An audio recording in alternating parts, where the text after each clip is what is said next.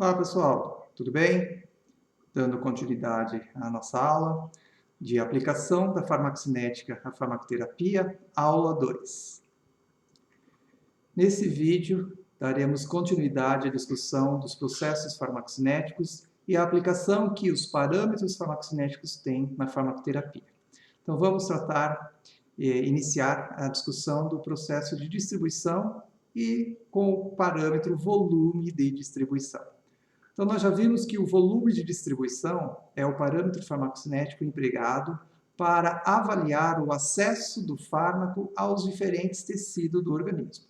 Então, assim, quanto maior o valor desse parâmetro, por consequência, por razão de uma alta lipofilicidade do fármaco principalmente, maior será a distribuição do fármaco no organismo em relação à quantidade presente na corrente sanguínea. Então, mais facilmente o fármaco sai da circulação sanguínea e se difunde para os variados tecidos do organismo quando esse parâmetro farmacocinético é elevado. E nós sabemos que essa difusão, essa saída do fármaco do sangue, tem um grande fator determinante, que é a característica físico-química, principalmente a lipofilicidade do fármaco. E essa lipofilicidade, então, determinando esse volume de distribuição, nós podemos avaliar que a difusão, ou na verdade a evolução da concentração do fármaco em função do tempo nos diferentes tecidos funcionam de modo diferente em cada um dos tecidos. Como um exemplo aqui, nós temos o tiopental, que é um potente anestésico do sistema nervoso central, que atua então no sistema nervoso central. Ele tem um perfil de concentração plasmática que pode ser demonstrado por meio dessa figura. Então, esse perfil representado pela letra S. Ele atinge, em virtude da sua alta lipofilicidade, uma concentração no sistema nervoso central bastante rápida e bem semelhante ao perfil na concentração sanguínea. Por isso que o início de efeito anestésico do tiopental é bastante rápido após a sua administração. E, além de se distribuir para o sistema nervoso central, esse fármaco, a partir do sangue, também se difunde para variados outros tecidos, como o sistema muscular e os outros órgãos e tecidos gordurosos, lipídicos presentes no organismo. Então, o início do efeito anestésico do tiopental se dá rápido pela sua rápida saída do sangue para o sistema nervoso central. Só que esse efeito, ele se torna um efeito prolongado com o efeito anestésico, em virtude de um outro processo denominado de redistribuição, no qual, a partir dos outros tecidos no qual ele se acumulou, principalmente o tecido lipídico, o tecido gorduroso, ele retorna para a circulação sanguínea e, novamente da circulação sanguínea, ele vai atingir o sistema nervoso central. Então, você tem aí os outros tecidos funcionando como um tecido de armazenamento desse fármaco e permitindo uma liberação, como uma espécie de uma liberação controlada para que o seu efeito seja de início rápido, mas perdure por um tempo um pouco mais prolongado em relação somente à sua avaliação do perfil de concentração plasmática. Tá? Então, nós temos aí a ocorrência desse fenômeno denominado de redistribuição, sendo importante aí para a manutenção do efeito farmacoterapêutico, o efeito farmacológico dessa substância, desse fármaco. Então, nós recordamos um pouquinho lá, o que vem a ser o volume de distribuição. Então, ele define aí quanto de um fármaco consegue se difundir por variados tecidos e esse parâmetro ele é determinado a partir da relação entre a dose administrada e a concentração sanguínea que essa dose origina. Então, quanto menor a concentração sanguínea que uma dose gera, significa que esse fármaco se difundiu pelos variados tecidos, ficando pouca quantidade no sangue, certo? Então, você tem aí uma maior difusibilidade, facilidade de difusão do fármaco no sangue. E essa informação é bastante importante para a prática clínica, porque muitas vezes o efeito terapêutico de uma substância, de um fármaco, depende dessa capacidade dele atingir esse tecido-alvo. E muitas vezes os efeitos adversos também. A capacidade que um fármaco tem de exercer um efeito adverso depende aí dele conseguir atingir tecidos no qual não teria interesse dele atingir para exercer a sua ação farmacológica, certo? Então aqui nós temos um exemplo como os antihistamínicos, em que tem um importante efeito colateral dos antihistamínicos é a sonolência. A sonolência se dá a ocorrência desse efeito adverso quando o fármaco atinge esse fármaco, os antihistamínicos, essa classe de fármacos, atinge o sistema nervoso central, desencadeando então todos os efeitos de provocar a sonolência. Agora, o que determina a intensidade com que esse fármaco atinge o sistema nervoso central? Vamos analisar esses dois exemplos de antihistamínicos, como a prometazina, que é o fármaco presente lá no medicamento do Phenergan, e a cetirizina, que está presente no medicamento no Zyrtec. Olhe as características físico-químicas desses dois fármacos. Então, o log de P, que determina aí a lipofilicidade da prometazina, olha, 4,81. E a cetirizina, o log de P de 1,5. Observando esses dois dados, nós conseguimos notar que a prometazina apresenta uma alta lipossolubilidade, ou uma maior lipossolubilidade em relação à cetirizina. Isso resulta em uma diferença significativa do volume de distribuição, mais de 10 vezes aí a diferença do volume de distribuição entre a prometazina e a cetirizina, que você observa aqui, ó, o volume de distribuição da prometazina é de 5,2 litros por quilograma de peso de um paciente. Já a cetirizina, nós temos um volume de distribuição de 0,4 litros por quilograma do peso de um paciente. Considerando esses dados desses dois fármacos, qual deles vocês acham que vai provocar uma maior sedação, vai apresentar um maior efeito colateral? Então, por esses dados, sabendo que o efeito colateral de sedação se dá quando o fármaco atinge de um modo mais intenso o sistema nervoso central, qual desses dois fármacos tem a capacidade de atingir mais facilmente o sistema nervoso central? Possivelmente aquele com o maior volume de distribuição. Então, nós temos aqui a prometazina, que é o fármaco, então, que determina maior sedação, então, maior incidência do efeito colateral sonolência, em virtude da sua alta lipossolubilidade, que resulta num alto volume de distribuição, no maior volume de distribuição em relação à cetirizina. E é bem isso que acontece, por isso que nós temos aí a otimização de fármacos empregados na terapêutica por meio da alteração do seu comportamento farmacocinético com o objetivo de reduzir efeitos colaterais, por exemplo. E nós temos aqui alguns outros antihistamínicos em que temos aí são classificados como os mais modernos antihistamínicos, que foram propositalmente modificadas as suas moléculas de modo a reduzir a lipossolubilidade dessas moléculas e dessa forma reduzir o volume de distribuição e com isso reduzir o efeito colateral. É o que nós temos aqui, ó, com a fexofenadina, que é o fármaco presente no Allegra, que tem uma grande propaganda hoje de ser o antialérgico, o medicamento antialérgico que não provoca sonolência, ou que menor provoca sonolência, em virtude da menor lipossolubilidade que ele apresenta em relação a outros antihistamínicos.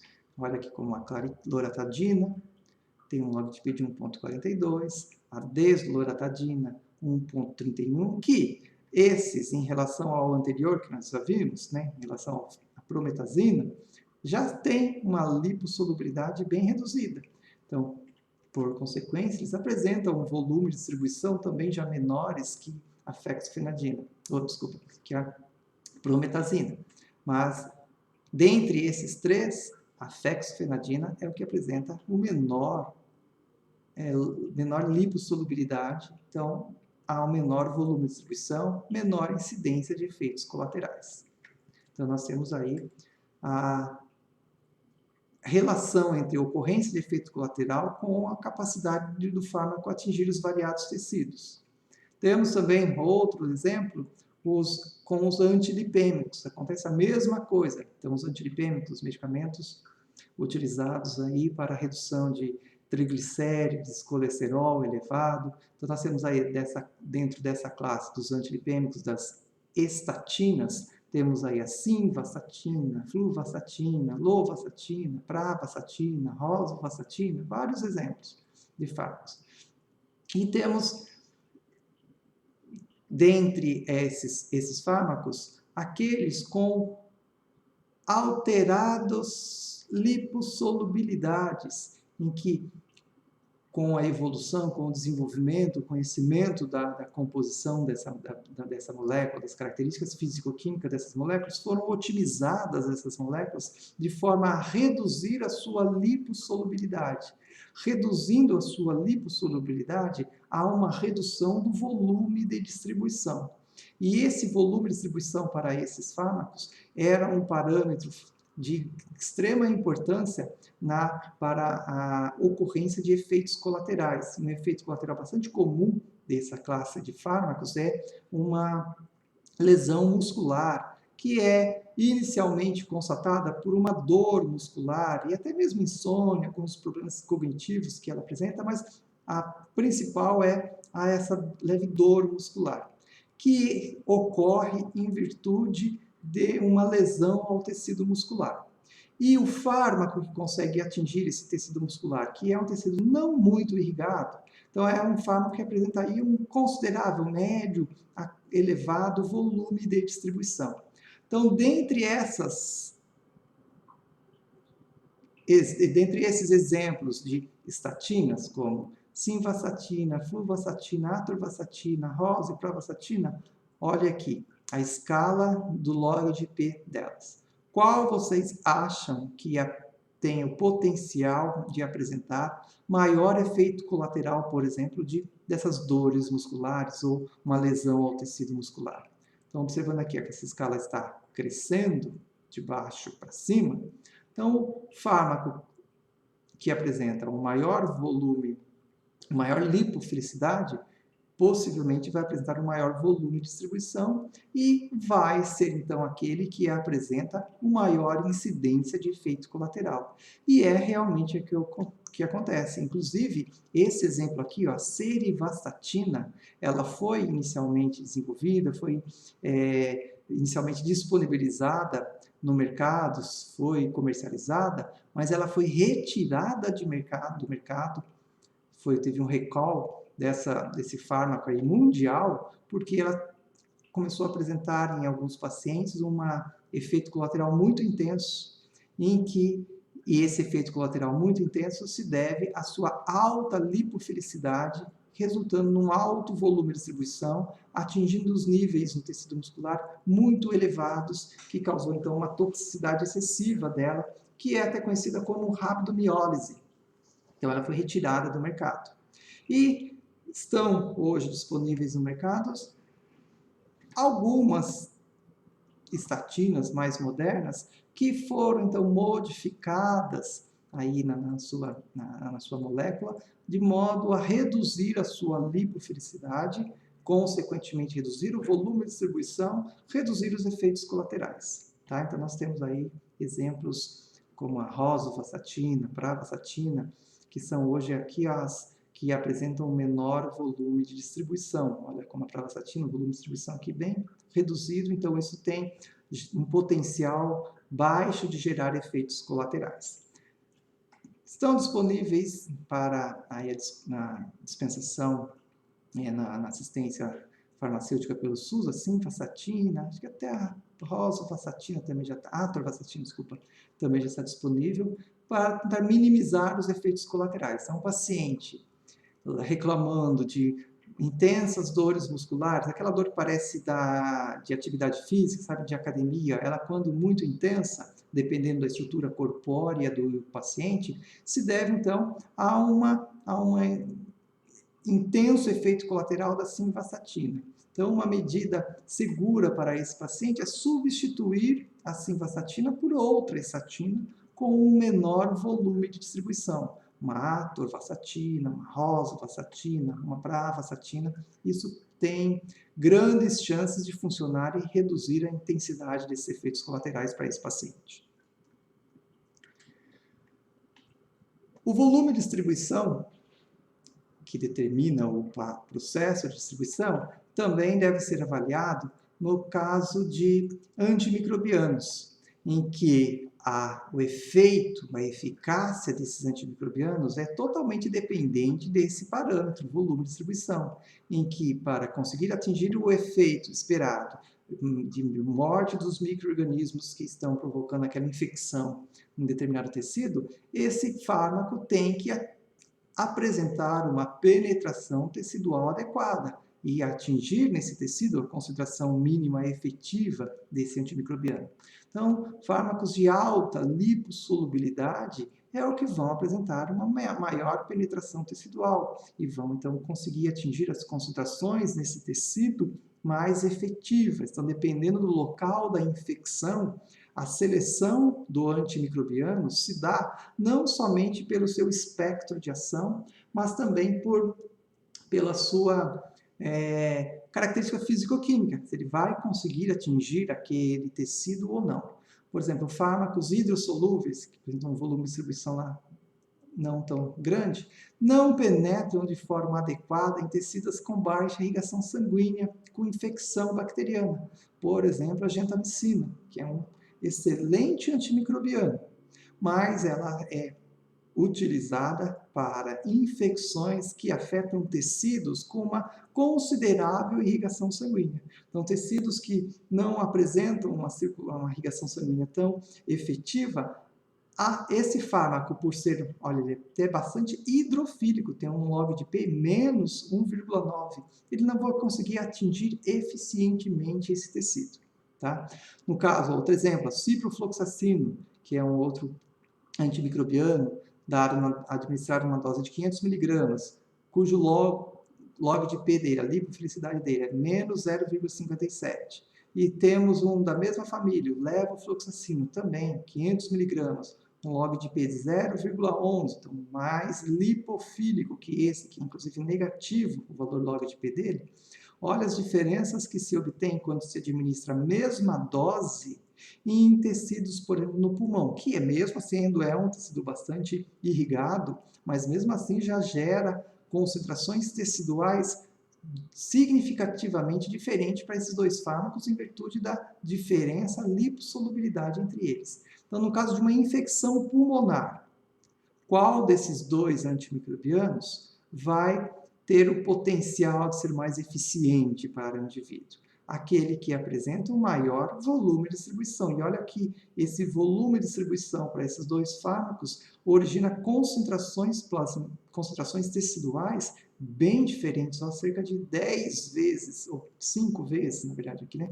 Uma diferença de 5 vezes maior a concentração tecidual do levofloxacino, por ele ser mais lipofílico, consequentemente maior volume de distribuição, e o ciprofloxacino lá deu 1,9 microgramas por ml lá no tecido pulmonar.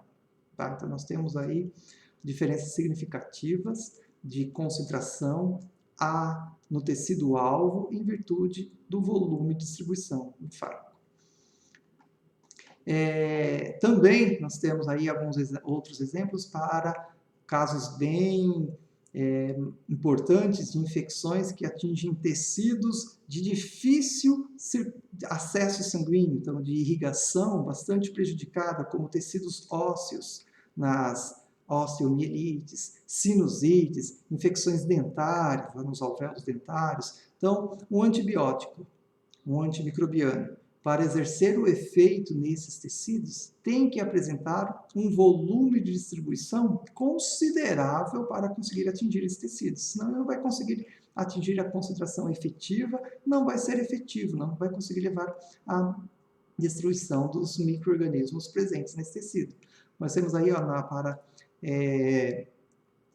infecções no sistema ósseo, como a osteomielites, nos sistemas dentários também, nos alvéolos dentários, a clindamicina, um fármaco muito potente, com excelente penetração no sistema ósseo, e dessa forma ela consegue então ter aí uma eficiência garantida para infecções nesse sistema. Então, vimos aí que a distribuição determinada por meio do parâmetro volume de distribuição é um bom indicativo, um bom direcionador da seleção de um fármaco para atingir um tecido de forma adequada, sendo eficientemente adequado, ou não atingir um tecido que possa ser o responsável por apresentar algum efeito colateral. Então, podemos ajustar aí, dentre as opções terapêuticas disponíveis, aquelas com um volume de distribuição adequado para exercer o efeito ou um volume de distribuição adequado para não exercer efeitos colaterais, não apresentar efeitos colaterais muito intensos, tá? Então, é uma aplicação clínica bem importante do volume de distribuição. Um outro parâmetro farmacocinético, o clearance, que determina aí como se dá a eficiência de eliminação e por qual via de eliminação um fármaco possa ser eliminado, também é um parâmetro a ser considerado na seleção ou na otimização terapêutica. Quando temos essa informação sendo aplicada, por exemplo, em casos de infecções urinárias, qual será um fármaco melhor e mais eficiente para tratar uma infecção urinária?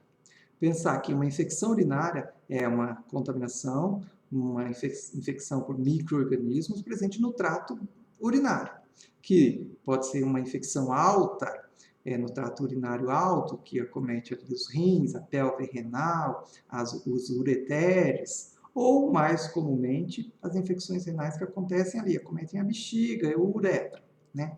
E um fármaco para, então, exercer o seu efeito antimicrobiano nesse sistema, que apresenta, então, um micro-organismo no lúmen desse sistema. Vamos considerar lá a bexiga, por exemplo.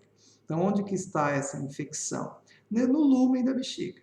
Então, qual é a característica que um fármaco tem que apresentar para conseguir atingir esse tecido, esse local? No caso, a urina, né, dentro do lúmen da bexiga, que é composto, então, preenchido ali por urina. Então, o fármaco tem que estar dissolvido nessa urina numa concentração efetiva. Então, qual, por exemplo, dessas opções aqui, quais seriam fármacos que atingiriam a urina de forma eficiente? Aqueles que apresentam um clearance renal elevado. Lembra que nós discutimos lá na aula de clearance, que o clearance pode ser hepático ou um clearance renal? Clearance hepático é quando o fármaco é metabolizado pelo fígado, então há transformação da molécula em metabólitos, que podem ser ativos ou, na maioria das vezes, inativos. Então, qual é a forma mais segura de se garantir uma eficiência para um tratamento de uma infecção urinária?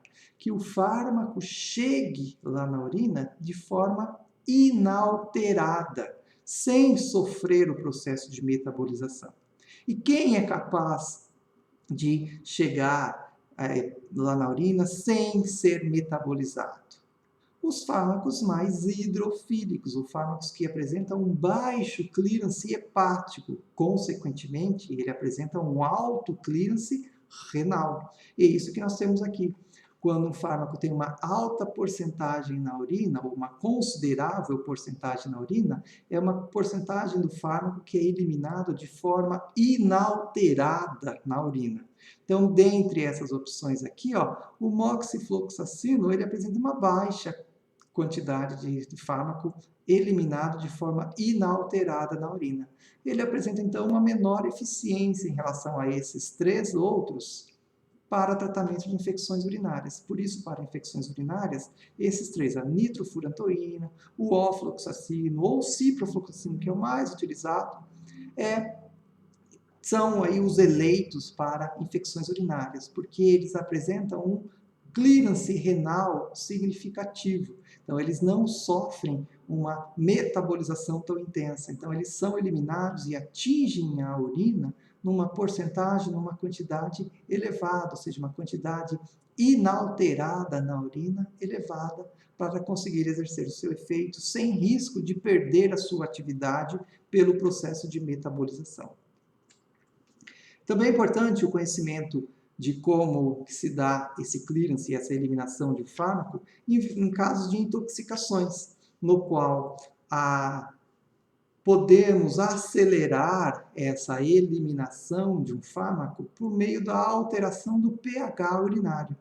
E nós vimos lá no processo de eliminação, o fármaco passando por todos esses processos, filtração glomerular, mas ele passa também pelo processo aqui, de reabsorção, secreção ativa, ao longo de todo o néfron no sistema renal, e nós podemos alterar muitas vezes esses processos, principalmente o processo aqui de reabsorção.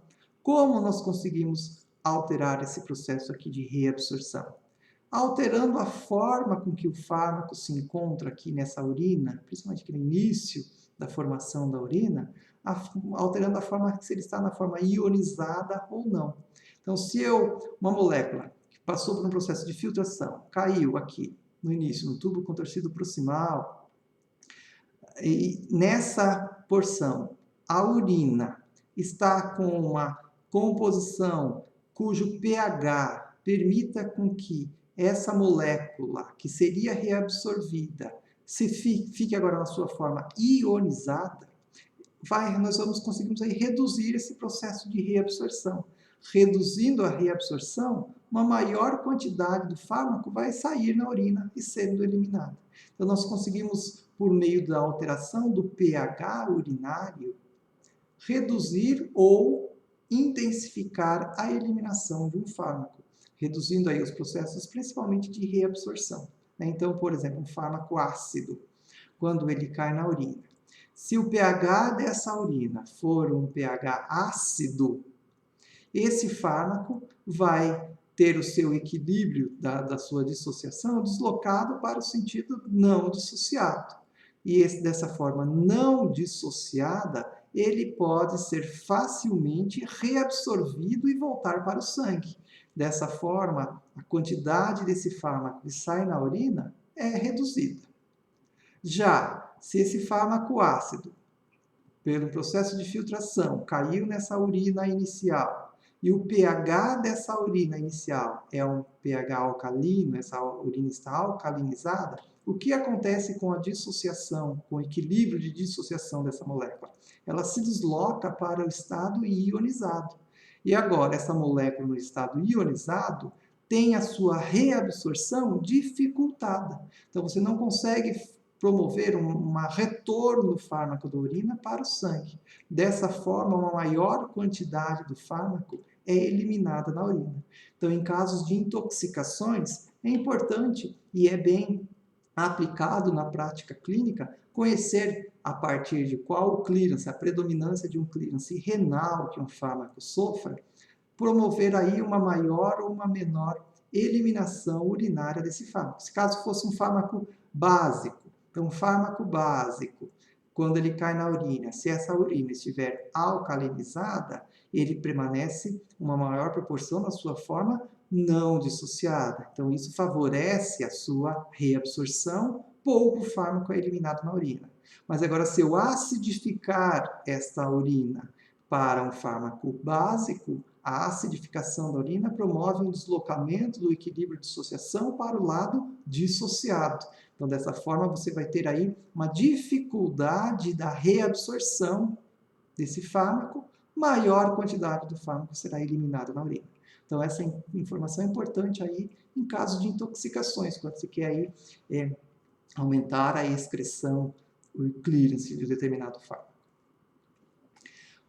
O clearance hepático também tem uma importância grande e nós temos aí várias aplicações clínicas de se conhecer como se dá esse clearance hepático, sabendo que o clearance hepático depende aí da capacidade de metabolização, principalmente a metabolização pelas enzimas hepáticas, por aquele fármaco, mas não exclusivamente, né? Nós temos enzimas de outros sistemas, mas a gente resume e simplifica aí, denominando como o metabolismo hepático, que é o principal deles, que é dependente da ação de um variado e bem complexo sistema enzimático, tanto das enzimas de fase 1 quanto as enzimas de fase 2. Então, dentre as enzimas de fase 1, nós temos aí a grande família do citocromo P450, que existem uma grande quantidade de subfamílias que desempenham um papel importantes aí na metabolização de muitos fármacos, e conhecer um pouco sobre como ocorre esse metabolismo tem aplicações clínicas aí as mais variadas, e vamos discutir um pouquinho delas. Uma delas consiste aí na alterações ou nas flutuações da intensidade com que um fármaco seja metabolizado por uma ocorrência natural na população em virtude da variabilidade genética que essa população apresenta na expressão ou atividade desses sistemas metabolizadores. Então, nós temos aí a população, de modo geral, apresentando uma variabilidade genética. Isso é assunto da farmacogenética, tá? Em que você pode aí constatar a existência de indivíduos que são denominados metabolizadores rápidos ou metabolizadores lentos. E esses indivíduos que apresentam esse metabolismo mais acelerado ou menos acelerado para um determinado fármaco, pode fazer com que o perfil de concentração plasmática de um fármaco seja altamente variado nesses diferentes indivíduos, simplesmente por uma característica genética do indivíduo. Então, se nós temos um indivíduo que é um metabolizador rápido, ou seja, as enzimas que possam metabolizar um fármaco atuam de forma bastante intensa, o que acontece com os níveis plasmáticos de um fármaco que é substrato desse sistema metabolizador para o indivíduo metabolizador rápido? Então, você tem aí, ao administrar o fármaco para esse indivíduo, os níveis de concentração desse fármaco nesse indivíduo são menores do que na população geral, porque ele tem uma atividade enzimática exacerbada em relação à maioria da população. E o que vai acontecer, então, em relação ao efeito desse fármaco nesse indivíduo? Então, o efeito desse fármaco para esse indivíduo, se ele ser administrado a dose normal, que é administrada para o restante da população, pode não ser efetiva para esse paciente. Então, ele é um metabolizador rápido, necessita de um ajuste terapêutico de aumentar a dose para esse indivíduo, de modo a atingir as concentrações plasmáticas do nível efetivo, já que ele tem uma capacidade enzimática acelerada em relação à média populacional. Já com os metabolizadores lentos, então ele tem ou uma baixa quantidade de enzima ou enzimas com ação, a atividade aí reduzida. Então, se administrarmos um fármaco para esse indivíduo, e esse fármaco é substrato desse sistema metabolizador, que nesse indivíduo apresenta uma baixa atividade, o que vai acontecer com os níveis plasmáticos desse fármaco para esse indivíduo? Então, os níveis plasmáticos para esse indivíduo estarão elevados. Então, você pode ter aí níveis de concentrações maiores do que na população geral, ou na população considerada metabolizadora aí normal, e isso tem qual a consequência clínica? Então, nós podemos ter aí efeitos adversos ocorrendo mais intensamente nesses pacientes denominados metabolizadores lentos. Então, temos que considerar isso aí na atenção ao paciente, no cuidado ao paciente. Existem hoje, com a evolução aí da farmacogenômica, das técnicas aí biomoleculares, e tentar identificar aí esses metabolizadores ou essas variações em relação à metabolização de fármacos. Nós já temos aí caminhando para uma disseminação mais ampla desse conhecimento e dessa detecção quanto à potencial alteração farmacocinética que possa apresentar, não só farmacocinética, mas principalmente farmacocinética e principalmente voltado aí ao metabolismo na farmacoterapia. Tá? Existem também alterações farmacogenética em relação a efeitos em que receptores diferentes nos indivíduos, mas a mais importante está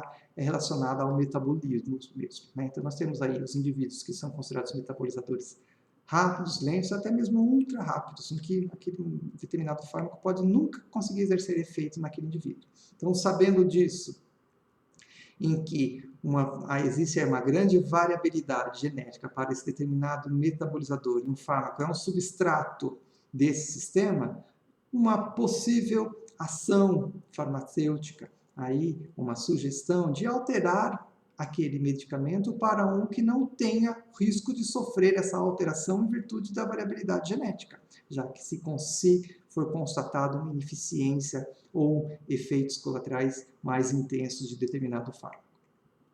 Então, nós temos aí o metoprolol, é um exemplo marcante, e um medicamento contendo o metoprolol administrado a indivíduos metabolizadores lentos e metabolizadores rápidos. Olha que diferença significativa dos níveis de concentração plasmática para esse indivíduo. Então, considerando que a população normal apresentasse um perfil aqui intermediário a esses dois, esse metabolizador rápido vai apresentar uma ineficiência no tratamento ao metoprolol, que é um medicamento utilizado em antihipertensivo. Já esse metabolizador lento, olha o nível de concentração plasmática super elevado. Então, o que ele vai apresentar? Efeitos colaterais mais intensos. Né? Então, nós temos aí isso ocorre, a farmacogenética, essas alterações genéticas dos indivíduos, que é assunto da farmacogenética, ocorre de forma normal na população. Então, nós temos aí essa variação já ocorrendo de forma normal, e em alguns indivíduos, algumas etnias aí já se conhece, etnia negra, etnia caucasiana, etnia asiática, a ocorrência ou não dessa alteração em virtude de metabolismo de substâncias, e entre elas fármacos, já bem conhecida para alguns exemplos. Uma outra importância aí na prática clínica de se conhecer a metabolização está relacionada ao potencial das interações medicamentosas que esse processo promove. Então, nós temos aí, acho que é o principal tema de estudo aí do processo de metabolização, e é muito discutido, estudado, e temos que sempre levar em consideração, e quando se faz aí o uso de vários medicamentos, até mesmo medicamentos com alimentos, com situações do dia a dia aí de um indivíduo, o potencial das interações medicamentosas ocorrerem. E nós temos a metabolismo, e principalmente as enzimas do complexo P450, sendo os responsáveis aí por essas interações. Temos aí nesse exemplo, desse slide, então, olha só, um paciente jovem tomando terfenadina, que é um antialérgico, e ele apresentou palpitações de ar ao iniciar o tratamento com o cetoconazol. Por que vocês acham que aconteceu o surgimento desses efeitos colaterais quando se iniciou o tratamento com cetoconazol? Então, esses efeitos colaterais, palpitações e falta de ar, são efeitos colaterais da terfenadina. E o paciente estava tomando a terfenadina e não estava apresentando efeitos colaterais. Mas, ao ser introduzido o cetoconazol, começou a apresentar aí palpitações, então ele tem aí risco de oscilação dos batimentos cardíacos aí, e levando essas palpitações significativas aí no sistema cardiovascular do indivíduo, o que pode promover essa intensificação o surgimento desse efeito colateral. Então, o que será que causou surgimento de efeito colateral desse fármaco ao iniciar o tratamento com esse fármaco. Surgiu a ventre... esqueci o termo agora. O que vocês acham que surgiu? Grandes chances de ser uma interação em virtude do processo de metabolização, né? Fibrilação arterial, esse é o nome que estou tentando lembrar. Uma fibrilação arterial pode acontecer, que é um efeito colateral da terfenadina. O que possa explicar o surgimento desse efeito colateral é porque o cetoconazol é um inibidor, potente inibidor do sistema enzimático CYP3A4. E esse sistema enzimático é o responsável pela metabolização da terfenadina. Então, quando se inibe o sistema enzimático, que é responsável pela metabolização de um fármaco, que estava sendo utilizado por um paciente, o que acontece com os níveis plasmáticos desse fármaco, já que a metabolização dele foi reduzida por inibição por esse fármaco? Então, nós temos aí uma elevação dos níveis de concentração plasmática. Essa concentração plasmática agora aqui da terfenadina atingiu níveis tóxicos, levando aí essa fibrilação arterial que pode ter um risco grave aí de morte ao paciente quando se administra esses dois fármacos, né? Então, olha aqui os níveis, a terfenadina sendo administrada isoladamente, olha esse perfil de concentração plasmática, e quando se administrou junto com o cetoconazol, olha aqui a alteração significativa, foi mais aí de... Aqui estava por volta de 1, foi mais por volta de 40 vezes mais, né? Então, temos uma alteração significativa, aí, é uma interação importantíssima.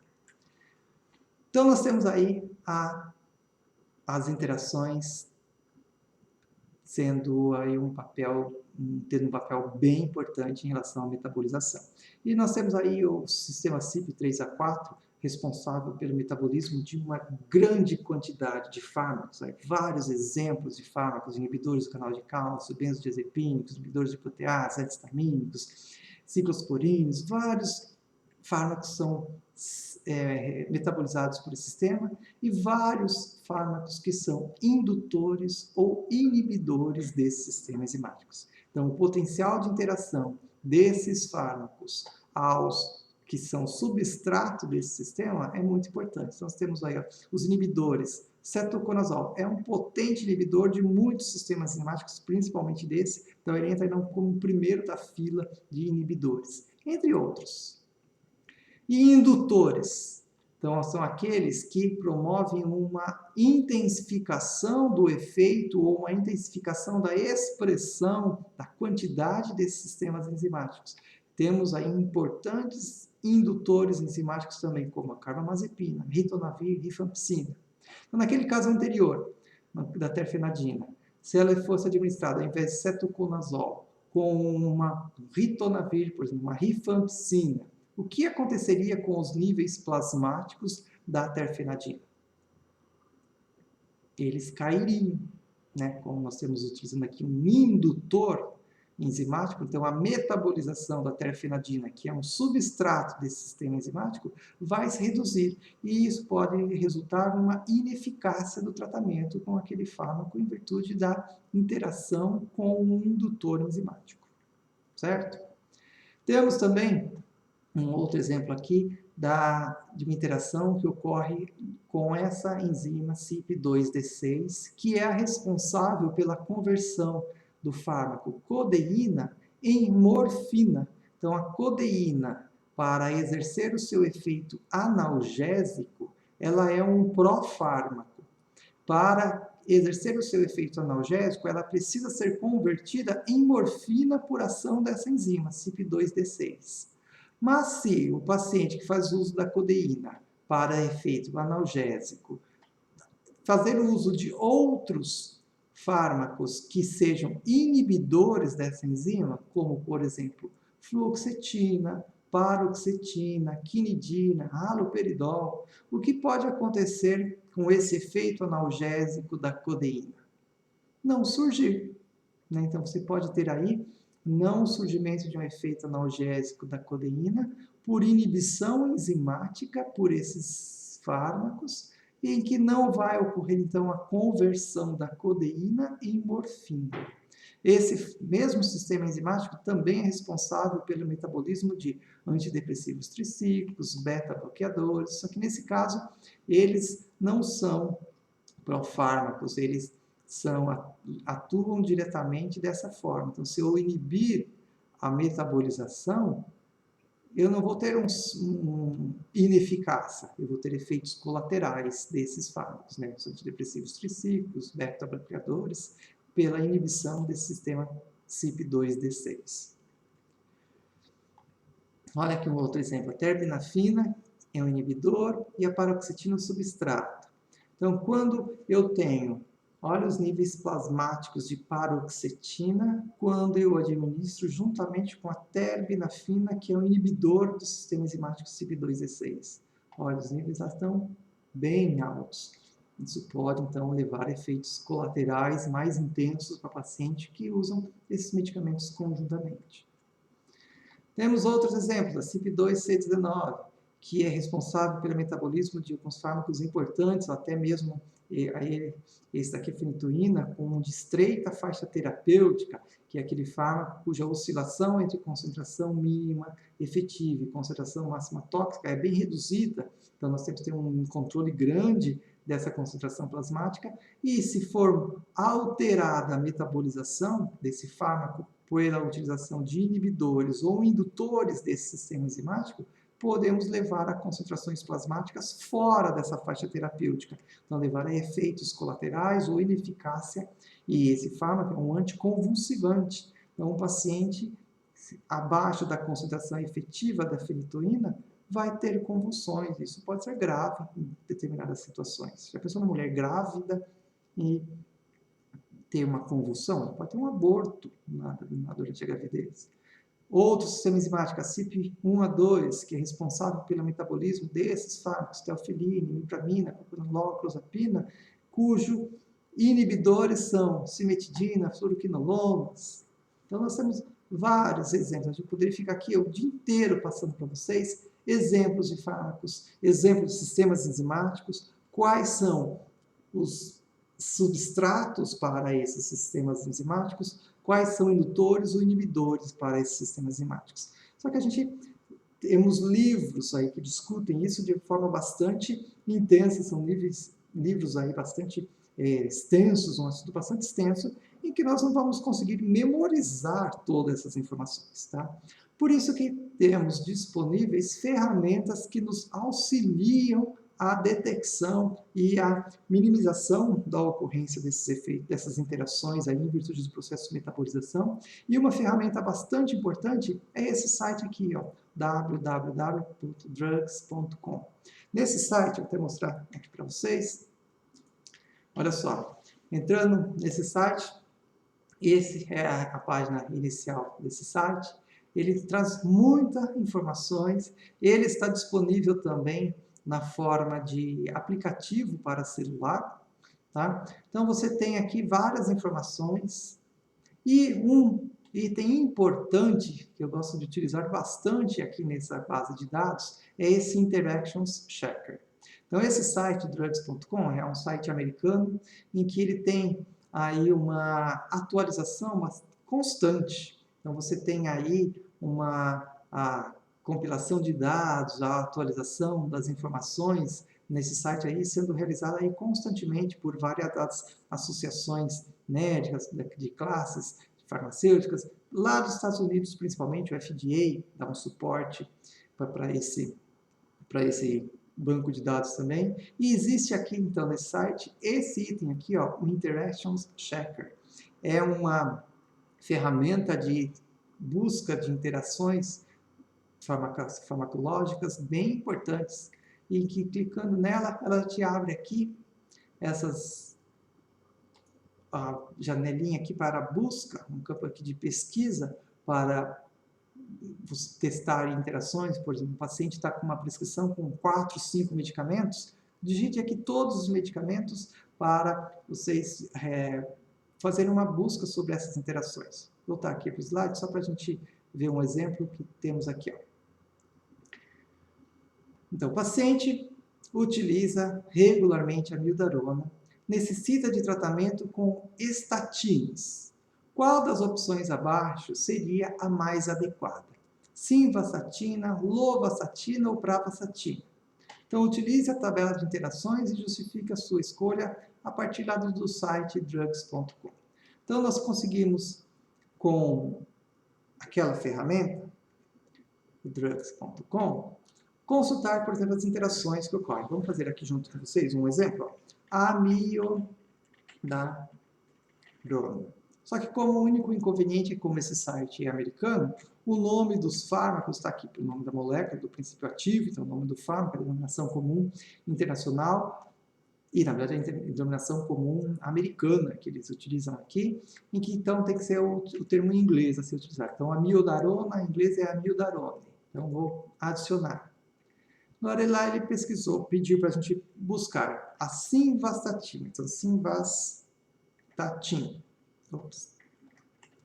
Simvastatina, está aqui já pronto. Depois o outro, pravastatina. Pravastatina. E o outro, simvastatina, pravastatina e, esqueci outro, lovastatina. Lovastatina. Então, olha só, eu cliquei aqui, ó, eu pedi para ele fazer uma busca de todas as potenciais interações entre eles. Então, esse site ele faz uma possível interações aí entre todos esses fármacos simultaneamente. Então, a gente faz aqui, checar por interações, e ele vai me dar, então, aqui uma correlação, um arranjo das interações que possam ocorrer, e da seguinte forma. Então, olha lá, entre a amiodarona e a lovastatina é uma interação importante.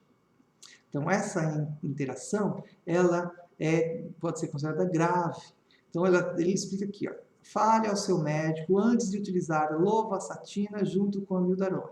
A combinação dessas medicações podem aumentar significativamente os níveis séricos de lovastatina. Isso pode aumentar os riscos dos efeitos colaterais, como os danos hepáticos e, em casos sérios, de rabdomiólise. Lembra aquela interação, aquele efeito colateral bastante importante das estatinas? Então, você pode ter aqui um aumento dos efeitos colaterais da lovastatina pela amiodarona, como dores musculares, náusea, risco de rash cutâneo e vários outros efeitos. E ele traz aqui, então olha só, é a interação entre a amiodarona e lovastatina, uma interação grave. Entre a amiodarona e a simvastatina, também uma interação grave. Entre a amiodarona e pravastatina, uma interação média. Então se eu estou querendo, dentre essas três opções, com a lovastatina, simvastatina e a pravastatina, qual deles, duas delas têm uma interação grave e uma delas uma interação média? Qual vai ser a mais indicada, então, para esse paciente? A que apresenta uma interação média. E, além dessas informações que é dada aqui ao consumidor, olha só, nós temos aqui uma informação profissional, que ele explica o mecanismo dessa interação. Então, essa interação, ó, há necessário um ajuste de dose. O uso de amiodarona com altas doses de simvastatina ou lovastatina pode ser associado com aumento do risco de miopatias. E é reportado a 6%, ele explica aqui, ó, o mecanismo proposto é a inibição da enzima CYP3A4 pela amiodarona. Então, como a lovastatina é um substrato desse sistema enzimático, e a amiodarona inibe esse sistema enzimático, o que vai acontecer com os níveis de lovastatina? Vão aumentar. Então, dessa forma, maior intensidade de efeitos colaterais. Da mesma forma com a simvastatina. Explica aqui a mesma explicação. Novamente, a amiodarona é um inibidor do sistema enzimático que metaboliza a simvastatina. Já com a pravastatina, não acontece isso. Então, a indicação, a melhor opção para esse tratamento será a pravastatina. Certo? Então é bem interessante, usem essa ferramenta aí, baixe como aplicativo no seu celular, ou quando profissionais atuantes aí salvem no seu computador para atender a seu cliente, seu paciente, de forma aí a ter essa ferramenta como bastante útil aí no seu dia a dia. Olha só como as interações são importantes, inclusive na bula de medicamentos, nós temos aí essa informação já do qual sistema enzimático e algumas fármacos que possam aí ter interações em relação a esse sistema enzimático. Na própria bula do medicamento já existem essas informações. Uma outra informação importante aí na nossa prática de dia a dia em relação à meia-vida de eliminação, além daquela que nós já vimos, né, que é necessário, tempo necessário para atingir o estado estacionário, então exercer o efeito adequado no determinado tratamento, tempo para sair desse estado estacionário, vocês lembram que são as 5 meias-vidas para iniciar o tratamento, as 5 meias-vidas para sair do estado estacionário, então, e deixar de apresentar o efeito terapêutico do determinado fármaco, as 10 meias-vidas que são necessárias para uma eliminação completa do fármaco do organismo, e até mesmo importante esse parâmetro meia-vida para a duração do efeito terapêutico de um medicamento, contendo um fármaco com meias-vidas, quando, por exemplo, um paciente esquece de uma dose. Então, o paciente fazendo uso lá de medicamento, todos os dias ele esqueceu de uma dose. Olha, então agora essa dose pode, um paciente ter risco aí de ter a sua doença, surgiu o efeito daquela doença, no caso aqui de um antihipertensivo, que foi discutido aqui até numa publicação, em que a amlodipina, que é um fármaco que tem meia-vida de 35 a 50 horas, em comparação à nifedipina, que é um fármaco que tem uma meia-vida de 2 a 3 horas. Após um tratamento então, estabelecido, 4 semanas de tratamento, o indivíduo perdeu uma dose. Se ele perder uma dose da amlodipina, então ele é para tomar 1 por dia, por exemplo, ele esqueceu de tomar um dia, vai ter pouco efeito, um pouco risco dele ter aí um quadro de hipertensão arterial, porque em virtude dessa alta meia-vida do fármaco, as concentrações plasmáticas não vão cair tão abruptamente. Então, ele não vai ter uma cessação do efeito antihipertensivo do medicamento. Já no caso da nifedipina, que apresenta uma meia-vida reduzida, 5 meias-vidas, 15 horas, 16 horas já é o suficiente para ela perder o seu efeito e o paciente sair do nível de concentração efetiva. E é o que essa publicação trouxe, ó, a amlodipina, a nifedipina, e olha só, a comparação dos efeitos de amlodipina e nifedipina durante o tratamento, depois de perder 2 doses. E a conclusão que ele chegou que as diferenças dentre esses 2 fármacos, nos resultados obtidos por esses 2 fármacos, se dá em virtude do seu perfil farmacocinético, principalmente em relação à meia-vida. Tá? Então, está aqui a discussãozinha que eles apresentaram em relação à perda do efeito ocorrer mais intensamente com o fármaco com uma meia-vida mais curta. Nós já vimos isso só para comprovar aqui para vocês, estudos que comprovaram aquelas informações em relação à importância que a meia-vida apresenta para atingir o estado de equilíbrio. Então, se o paciente está numa situação de emergência que precisa iniciar o efeito do fármaco o mais rápido possível, ideal que seja administrado um fármaco com meia-vida curta, porque 5 meias-vidas vai ser o tempo necessário para atingir esse efeito. Se não for possível, pode-se aplicar dose de ataque, lembra que nós discutimos um pouquinho aquela dose de ataque? E ainda, se o paciente está reclamando de não surgimento de um efeito esperado de um medicamento, possivelmente em virtude da meia-vida desse fármaco. Então, essa informação é bem importante, tem implicações aí no dia a dia, bem na rotina do dia a dia de uma atenção e cuidado ao paciente. Então, pessoal, é isso. Nós discutimos um pouquinho mais sobre os parâmetros farmacocinéticos aplicados aí na farmacoterapia. Nos próximos vídeos vamos então aí discutir um pouquinho mais sobre as alterações farmacocinéticas que possam apresentar aí com pacientes e a aplicação então, dessas informações básicas da farmacocinética no dia a dia da atenção e cuidado do paciente. Muito obrigado, pessoal. Até nosso próximo vídeo.